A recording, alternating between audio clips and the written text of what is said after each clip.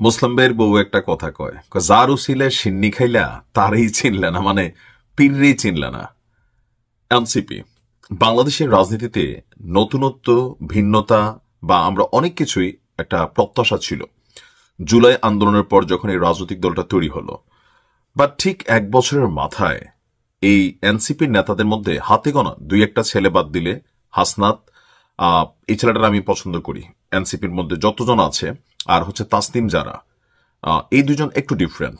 আর বাকি যারা আছেন, এই যে হান্নান মাসুদ বলেন, এক বছর আগে তার বক্তব্য ছিল যে তার বাড়ি ঘরে এলাকার সবচেয়ে দরিদ্র বাড়িটা তাদের, এক বছর পরেই বলতেছে এলাকার সবচেয়ে বড় বাড়িটা আমাদের।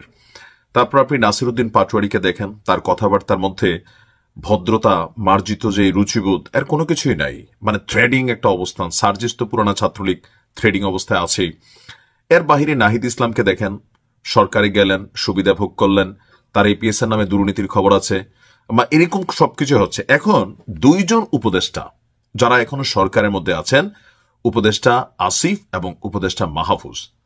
তো আসিফ এবং মাহফুজ আসলে দিন শেষে কোথায় যাবেন, তাদের আস্তানা কোন দিকে?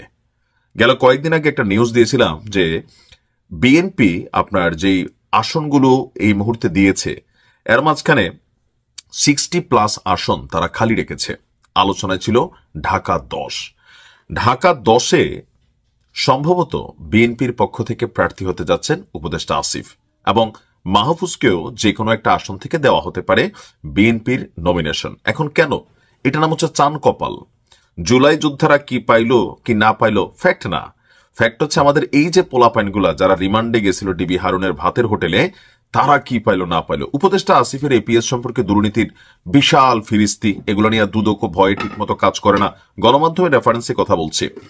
এর মাঝখানে 3-4টা মন্ত্রণালয়ের মন্ত্রী, একজন রাজনীতিবিদ সারা জীবন রাজনীতি করে একটা এমপি হইতে পারে না, সেখানে মন্ত্রী হওয়ার তো তার স্বপ্ন। আর সেখানে 3-4টা মন্ত্রণালয়ের মন্ত্রী, এমনকি রাজনৈতিকভাবে কি পরিমাণ সরকারকে কন্ট্রোল করে যে তার বিরুদ্ধে কথা বলতে সবাই ভয় পায়। ইশরাকের মতন বেড়ারে নাকানি চুবানি পানি খাওয়াইয়া একদম গোত্তা বানাইয়া ফালাই রাখছে। সো বুঝতেই পারতেছেন আসিফের প্রভাবটা কতটুকু। এখন মার্কেটে আলোচনা, দৈনিক সমকাল, প্রথম সারির গণমাধ্যম, ছাত্র উপদেষ্টারা অর্থাৎ আসিফ এবং মাহফুজ বিএনপির সঙ্গে যেতে চাচ্ছে। অপরদিকে নাহিদ ইসলাম বলছে সিট ভাগাভাগির জন্য তারা কারো সাথে সমঝোতা করবে না। সমকালের প্রতিবেদনটি বলছে এনসিপির শীর্ষ নেতৃত্ব সহ অধিকাংশ নেতা আপনার অন্তত 20টি আসন তারা এখানে কোথাও না কোথাও একটা ক্যালকুলেশন করছেন। এই নিশ্চয়তা না পেলে তারা বিএনপির সঙ্গে জোট করতে রাজি নন। বিকল্প হিসেবে তারা জামাতের সঙ্গে বিএনপির বিরোধী বৃহত্তর নির্বাচনী সমঝোতায় যেতে চান। ফলে দোটানায় পড়েছে জুলাই অভ্যুত্থানের ছাত্রনেতাদের গঠিত এই দল এনসিপি। 13ই নভেম্বর মন্ত্রীপাড়ায় একজন ছাত্র উপদেষ্টার সরকারি বাসভবনে 30 জনের বেশি নেতার বৈঠক হয়। পরের দিন কার্যালয়ে অনুষ্ঠিত সাধারণ সভা হয়। বৈঠকগুলোতে অংশ নেওয়া এনসিপির 6 জন নেতার সঙ্গে কথা বলে এই সকল তথ্য পেয়েছে সমকাল। নেতারা বলছেন যে ছাত্র উপদেষ্টা ছাড়াও এনসিপির শীর্ষ 10 নেতার অন্তত 2 জন তারা বিএনপির সাথে জোটে যেতে চায়। তাদের একজন ঢাকায়, আরেকজন উত্তরবঙ্গে বিএনপির জোটের প্রার্থী হতে যান। তার মানে সার্জিস আলোচনার মধ্যে সম্ভবত। এছাড়া 2 ছাত্র উপদেষ্টার একজন জামাতের সঙ্গে সমঝোতায় আগ্রহী নন, এটা 100% মাহফুজ।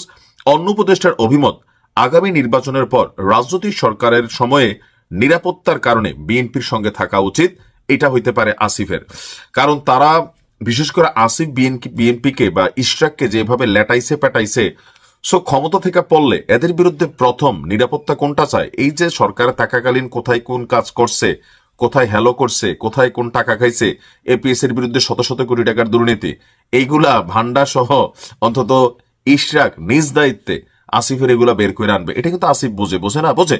সরকারে থাকলে আপনি ওইটাই শোনেন যেটা ওই প্রেস সচিব শফিক বলে, আগে ইনু ভাই বলতো, এখন সরকারের পক্ষ থেকে তারা বলতেছে। বাট যখন সরকার থেকে সরে যাবে, এই উপদেষ্টারা কে কোথায় কি পরিমাণ মাল পানি খাইছে, যখন সরকার বসে যাবে তখন কিন্তু এগুলো সব আসবে, এরা গ্রেপ্তারও হবে, জেলও কাটতে হবে।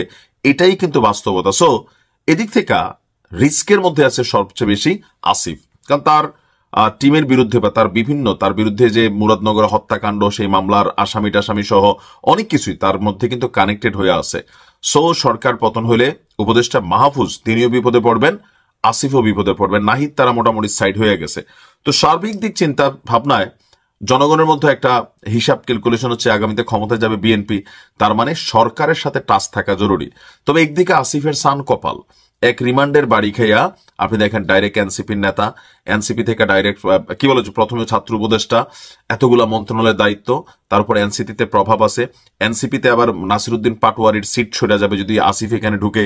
সবকিছু মিলিয়ে ফাইনালি আমারও মনে হয় এনসিপিকে তারা বৃদ্ধাঙ্গুলি দেখাবেন, বিএনপিতে জয়েন করবেন, কারণ ক্ষমতায় যাওয়ার দৌড়ে বিএনপি এগিয়ে। এটা ক্যালকুলেশনটা বুঝতেছে যে ক্ষমতার সাথে থাকতে হবে, আগামী তো খাইতে হবে, অথবা দেশকে দিতে হবে, দুইটার একটাই হবে, তাই না?